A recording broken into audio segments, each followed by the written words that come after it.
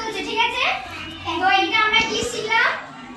Keyboard, যেখানে আমরা type করলে যে কোনো কিছু টাইপ করলে কোথায় দেখতে পাবো? কোথায়? মনিটরে দেখতে পাবো। এটাকে তাহলে কি বলে? কিবোর্ড। আর এটাকে কি বলে? মনিটর। আর এটাকে কি বলে? এটা মাউস। মাউসের সাহায্যে কি করা যায়? মাউসের সাহায্যে ছবি আঁকা যায়, আবার গেম খেলা যায়। বাহ, ভেরি গুড। তাহলে মনে থাকবে সবার এই যে তিনটে জিনিস পরের দিন তোমরা আমাকে বোঝাবে, ঠিক আছে? কোথায় আছে তোমার নামের অক্ষর? কোথায় আছে বলো? এটা ই। আর এটা কি বলে? ওটাকে কি বলে? কি? কিবোর্ড। ভেরি গুড, নাম লাগছে। তাহলে এখানে টাইপ করলে কোথায় উঠবে? কি ওটা? মনিটর। সুরভি। সুরভি এস কোথায় আছে দেখো?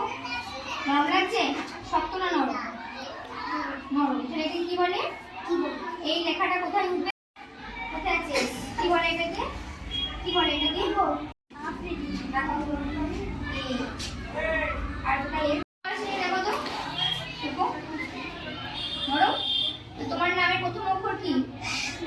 লেটার করলে এটা কি শুরু হয়? টি দিয়ে। টি কোথায় আছে এখানে? টি। মানে টি কোথায় আছে এখানে দেখো? ও 52 এফ। এফ কোথায় আছে দেখো? ঠিক আছে, ভালো করে দেখো।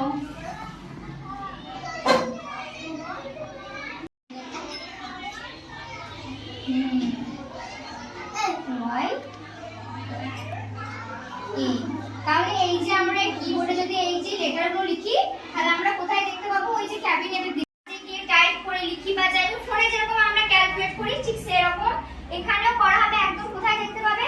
মনিটরে। কোথায় দেখতে পাবে? মনিটরে। সেকেন্ড কি আছে? আরো কত কিছু না করতে পারি। কিবোর্ড। কিবোর্ড দিয়ে কি লিখতে পারো জানো? কিবোর্ড দিয়ে কি করা হয় বলতে পারবে কেউ? কিবোর্ড দিয়ে তোমার নাম লিখতে পারো।